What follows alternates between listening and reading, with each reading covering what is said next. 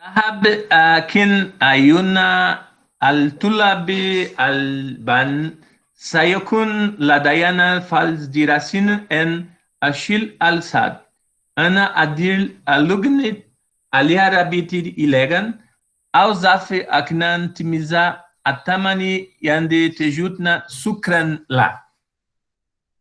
Entenderam aí que eu falei? Eu falei assim, ó, bom dia, alunos queridos. Hoje teremos uma aula sobre Oriente Médio. Estou vestido de árabe para deixar a aula mais característica e espero que vocês gostem. Obrigado. Shukran. Eu fiz aqui estou de árabe, né, gente? Porque nós vamos ter a aula do Oriente Médio. Então, deixa eu abrir aqui. Vocês têm um shake aqui na aula hoje. Então, cadê o livro de vocês? Espera lá. Deixa eu abrir aqui, galerinha. É o capítulo 23. Minutinho. Capítulo 23, Geografia 2. Vai estar aqui. Capítulo 23. Vamos lá. O capítulo 23. Vamos lá. 1 minute, please. E o que eu falei em árabe tá certo, viu? Que eu não sei se eu li corretamente, mas eu traduzi aqui. Não dá nem para falar, gente. O dialeto a gente não consegue falar, não. É muito difícil. Enrola a língua. E Oriente Médio. Isso aqui é fácil, é? Vamos lá, peraí. Deixa eu apresentar aqui para vocês.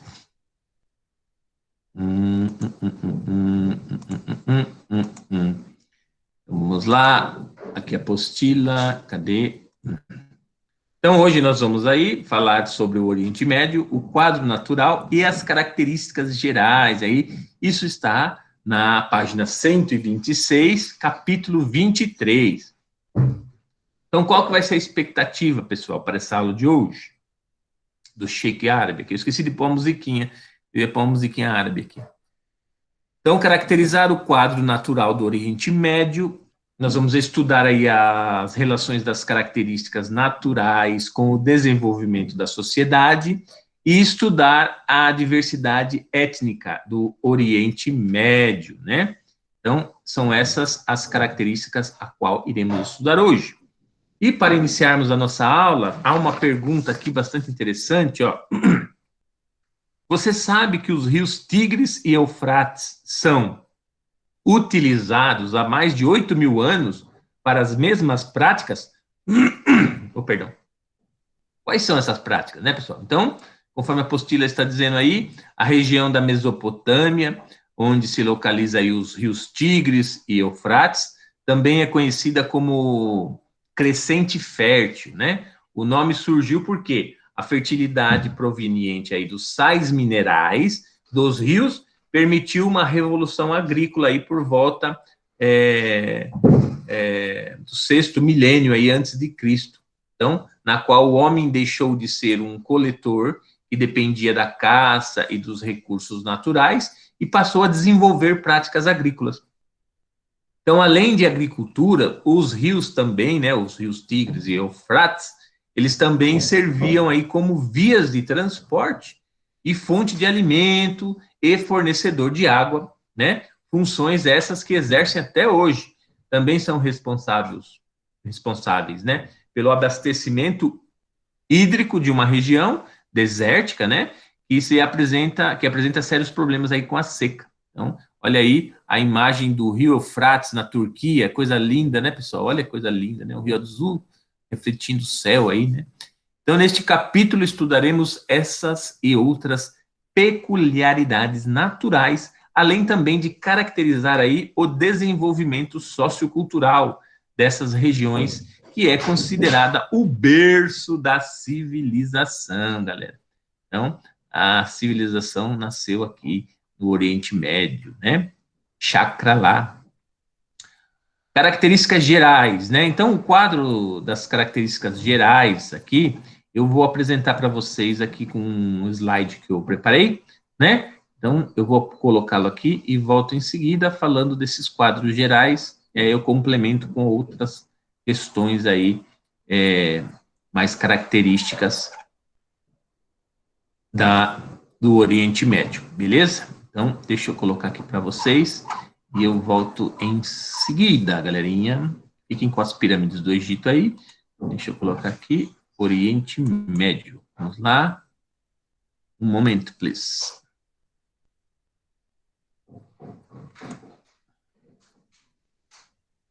Vamos lá, vamos lá, vamos lá.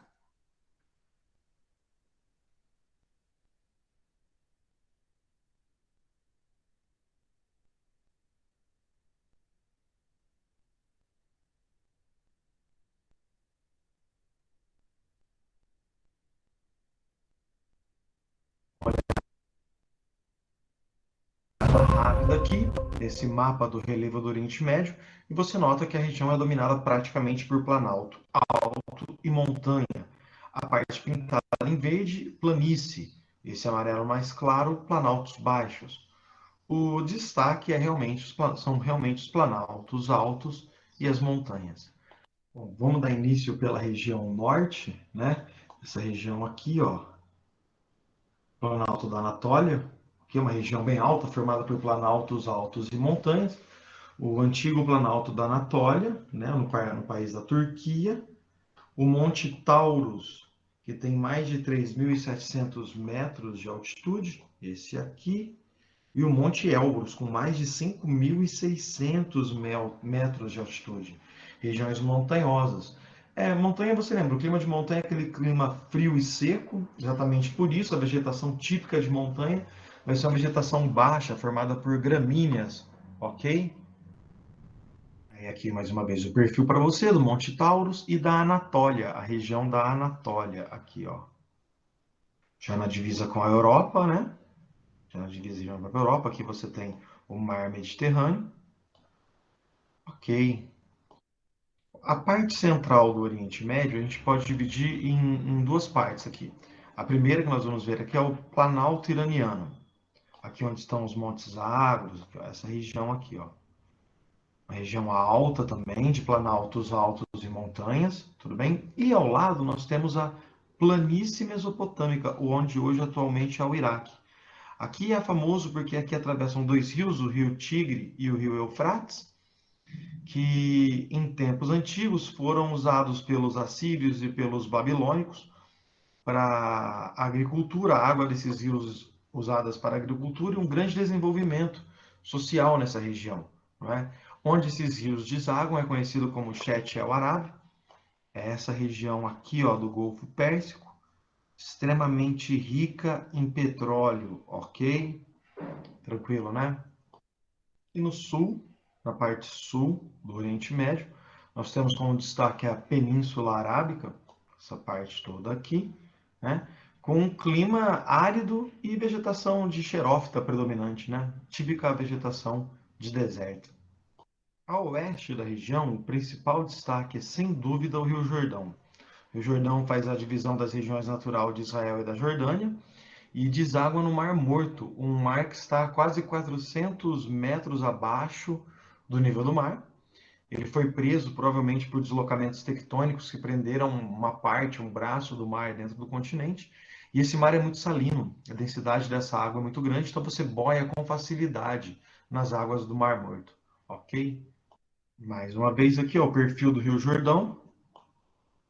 Aí você tem de um lado Israel e de outro lado Jordânia e Síria. Na aula de conflitos de Israel, você vai ver que depois de algumas guerras, alguns embates, Israel toma posse de áreas na Jordânia e toma posse de áreas na Síria e constitui-se essa área de nascentes e importantes canais de rio quase que exclusivamente para Israel, que é uma das principais fontes de conflito nesse lugar, é exatamente a água, ok? E na parte leste do Oriente Médio, na região do Afeganistão, nós temos a cadeia de montanha Hindu Kush, que vai em direção ao Planalto de Pamir, o Himalaia, para uma região conhecida como Telhado do Mundo, devido às elevadas altitudes que há. É um grande divisor de água, né? Nesse lugar, ele é muito alto, então qualquer nascente de água aqui escorre. vai ter cursos que vão para o norte, na região da Sibéria, cursos de água que vão para o leste, em direção à China, e cursos de água que vão para a Índia, né, na direção sul, ali na região.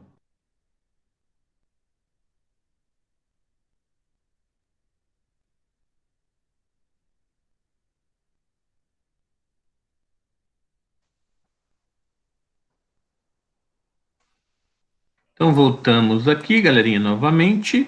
Vocês viram aí os aspectos naturais, né? Deixa eu compartilhar aqui a tela novamente. Vocês viram aí os aspectos naturais do Oriente Médio, né? O quadro natural, aonde eles estão localizados, a localização, né? E também é bom ressaltar, né?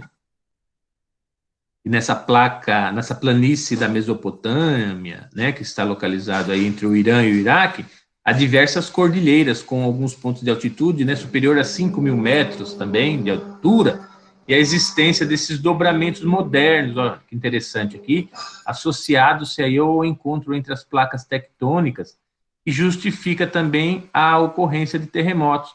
Então, olha aqui as placas tectônicas, pessoal, os encontros das placas, né, a placa arábica, a placa euroasiática, né? E a placa africana aqui, ó. Então, esses encontros aqui causam aí os efeitos terremotos, enfim, né? Vulcões. Então, elas movimentam aí conforme os dobramentos modernos que eles são formados, né? Continuando, né, nós temos aqui uma paisagem do Egito, característica aí do Oriente Médio, olha aqui, os dromedários, as pirâmides, né, do Egito, e o clima na maior parte da região é notadamente árido, né, pessoal? Ou semiárido, que significa que tem, poucas áreas ali apresentam maior umidade. Então, a vegetação associa-se diretamente às condições climáticas, havendo um domínio aí do xeromorfo, né, com espécies espinhentas e de raízes profundas, né? Essas são as características vegetais ali dessa região. Então, nós falamos do rio Tigre, dos rios Eufrates, né? Que eles compõem aí a rede hidrográfica e caracteriza o clima, né? Através do rio Eufrates, o rio Tigre e também o rio Jordão. E o déficit hídrico, né? A falta de água aí, pessoal, no local é um importante fator, né, nos constantes conflitos. Então, a água nessa região gera grandes conflitos ali entre as nações, né, para poder usar essas fontes hidrográficas, né, a qual esses rios possuem, né. Por tal razão, o controle dos recursos hídricos ali nessa região é ponto-chave aí na geopolítica da região, né. Então, aqui nós temos um rio Tigre, que é interessante. Então, quem detém a água, detém o poder nessa região, né? Mais ou menos é isso que está dizendo aí nessa questão. Aqui nós temos também uma questão, o quadro humano, como que se comporta o quadro humano dentro desses aspectos. Então, a maior parte, pessoal, da população ali do Oriente Médio, né, do ponto de vista étnico, eles são árabes, né, eles se vestem assim como eu estou vestido, os árabes, e que eles fazem o quê? A visão do senso comum de identidade, né, essa região como árabes. Então, no entanto, há também as populações de turcos, dos persas, dos curdos, né, os curdos são sem nação, né, o curdo não tem a nação definida. E em vários países, e judeus também, com o idioma hebraico de Israel, né? Aqui nós temos uma foto aqui do Muro das Lamentações, né? Onde os judeus, nossa, que barulho, onde os judeus estão rezando aí, né? Em Israel. Então, eles colocam seus pedidos aqui, pessoal, nessas frestas aqui, vamos dizer assim, né? Eles vêm, esses judeus, eles oram aí, né? Colocando aqui os seus pedidos, né? Num papelzinho, enfiando aí no muro. Essa aqui é a tradição hebraica, né? E a maioria da população, pessoal, do Oriente Médio, ela é islâmica. Olha só aqui a imagem de um grupo islâmico se reunido aí, né? Orando, né? Rezando. Mas há também importantes contingentes cristãos também e judeus em Israel, né? Então, é uma diversidade de culturas religiosas, étnicas, né? E a visão de uma população árabe muçulmana merece algumas ressalvas. Então, vamos ver o que se diz, né? Pois há grupos que são não árabes, que são muçulmanos, que são os persas, os turcos e os curdos. Então, eles não são árabes, mas são muçulmanos, né? E, por outro lado, os árabes não muçulmanos. Olha que interessante. Então, tem a população árabe muçulmana, os árabes que não são muçulmanos, né? Existe também o outro lado, né? Os árabes não muçulmanos, os que são muçulmanos e os não muçulmanos, né? E a diversidade que existe também nesses grupos religiosos, o que nós podemos citar dentre elas, né? Alguns aspectos. Então, entre o islamismo, né? Os islâmicos, os muçulmanos, existem os sunitas, os xiitas e outros grupos minoritários, né? E entre os cristãos há os maronitas e os católicos. E na população judaica encontra-se grupos ortodoxos, né? Os ultra-ortodoxos e os reformistas. Então, olha que diversidade, né, religiosa que há ali no Oriente Médio, né, pessoal? Então, a grande diversidade que caracteriza o Oriente Médio dificulta, então, a definição de quais países integram a região, gerando confusão aí com outros recortes geográficos. Então, há essa confusão mesmo de etnias, de religião, né? E como exemplo dessa confusão estão o caso do Egito, né? Por quê? Os países africanos, que têm uma grande ligação com a região, e do Afeganistão também, né? Por alguns autores aí como o país da Ásia Central e por outros como o país do Oriente Médio, né? Estão nesses conflitos aí de etnia, né? Então, fica bem confuso, né? Aqui nós temos as questões da água como arma de guerra. Então, a água, um trecho aqui do Rio Jordão, uma coisa linda, né? A água, ela se faz como arma de guerra na região. Por quê, pessoal? Além das questões religiosas, os conflitos no Oriente Médio, né, também ocorrem por outros fatores, como a escassez de água, né? Então, mesmo o tema sendo pouco comentado e de conhecimento público, que os recursos hídricos promovam ou contribuam aí para o crescimento, para o acirramento ou a criação de conflitos, né? O exemplo clássico disso é a invasão das colinas de Golã, na Jordânia. Por quê? Onde está a nascente do Rio Jordão. Então, quem ali está com a nascente do Rio Jordão, né, em Golã, isso faz com que percebe-se, então, que esse conflito entre israelenses e palestinos e jordanianos giram em torno da disputa pelo Rio Jordão, então pela água, né? Então essa é a guerra da água. Portanto, é impossível dissociar aí a invasão de terras da busca dos recursos hídricos. Então, entre os principais aí, as principais fontes hídricas, né, do Oriente Médio, nós temos aí o Rio Jordão, né? Ele é afetado pela poluição, embora a gente está vendo ali um trecho dele, né, lindo, mas ele é poluído, ele é afetado pela poluição e também pela seca, né? Além de suprir aí um terço do abastecimento de Israel e do consumo da Jordânia, Cisjordânia, Síria e também da faixa de Gaza. O despejo dos resíduos aí, a falta de saneamento básico, já poluíram o rio de tal maneira que certas atividades humanas são proibidas. Mesmo assim, Israel já captou boa parte desses recursos para si, né? Por meio das sucessivas invasões. Então, Israel tem pego ali boa parte do Rio Jordão para ela. Então, nota-se, então, que os acordos de compartilhamento de água entre essas regiões, as transfronteiriças, né, não estão sendo cumpridos. Então, ninguém está cumprindo um acordo aí para que haja paz aí nas questões hídricas, né, pessoal? E o Oriente Médio, e o mundo árabe, e o mundo islâmico, como é que se dá esses mundos, né, dentro do Oriente Médio? Então, temos aqui o mundo islâmico, né, vamos ver aqui, que, como foi visto, o Oriente Médio é uma parte da Ásia, com população predominantemente árabe, muçulmana, portanto, é uma região geográfica, né? A sua definição não é exatamente étnica, nem religiosa, tá?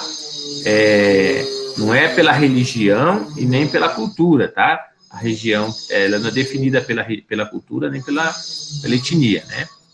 Ao referir-se ao mundo árabe, a gente designa-se, né, a maior parte do Oriente Médio, mas também a região do norte da África. Então, o norte da África faz parte, né, aqui, ó, o norte da África, ele faz parte também do Oriente Médio, tá? Incluindo aí países como Líbia, Argélia, aqui, ó, Argélia, Líbia, Marrocos. Então, isso aqui é o norte da África, tá? Então, não pensamos que só são países do Oriente Médio que fazem parte do mundo árabe, né? E a definição de mundo islâmico é ainda mais ampla. Por quê?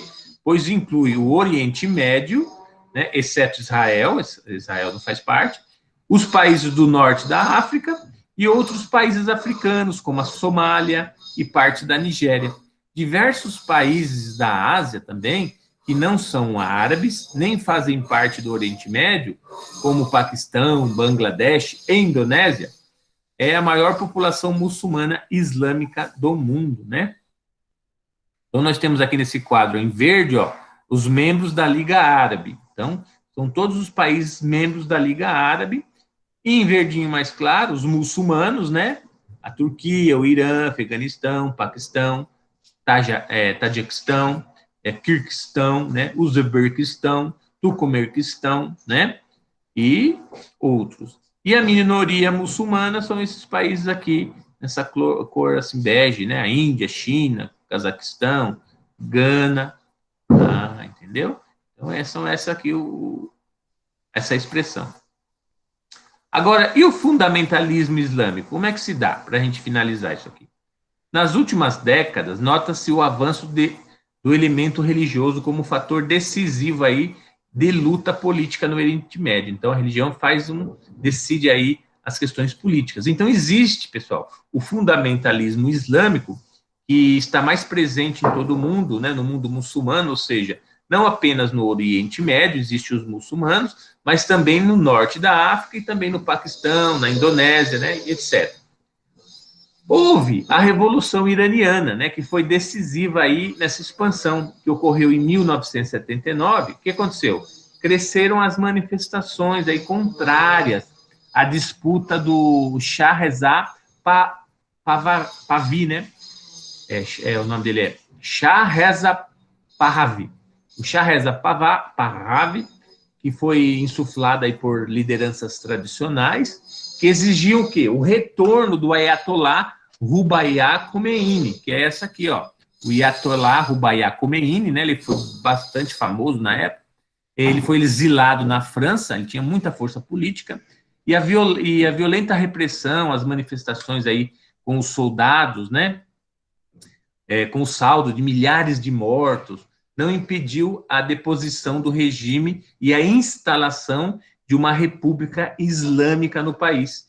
Então, a volta do exílio do Ayatollah Khomeini, né, assumiu o poder, incentivando o quê? A ação de grupos fundamentalistas, né, que se proliferaram aí em toda a região do Oriente Médio. Além disso, a situação de pobreza da população e o fim do sonho de progresso, né, criaram aí um terreno próspero para o crescimento do fanatismo religioso. Então, essas foram as consequências dos fundamentalistas islâmicos, né, pessoal? Então, a pobreza, né, a falta de esperança aí no progresso, criou esse fanatismo religioso aí dos fundamentalistas que nós conhecemos aí, os islâmicos, que causam tanta dor aí nas populações do mundo, né? Então, esse aqui é o Ayatollah Khomeini, que foi uma peça fundamental aí nas questões da reintegração aí da região do mundo islâmico ali no Oriente Médio, né? Então, houve essa revolução iraniana nesse período, tá? Aí nós temos, para finalizar, os exercícios que vocês podem estar fazendo, tá? Qualquer dúvida aí, vocês me enviem no mural. E ficamos por aqui hoje, nessa aula, com o Sheik Árabe aqui, professor Luciano, né? E qualquer dúvida, por favor, pessoal, não hesitem em perguntar aí, tá? Coloquem no mural. Beleza? Beleza, Heitor? Se tiver com dúvida aí, manda pro Sheik Árabe, Balá, responde. Essas questões árabes são bastante confusas, tá, pessoal? Se tiverem dúvidas, me perguntem, tá? É muita informação, são muitas etnias, né? Dentro de um país, de um conceito, e a gente não consegue aí identificar isso tudo de uma vez, tá bom? Tchau, gente. Então, fique com Deus. Até a próxima aula e fui!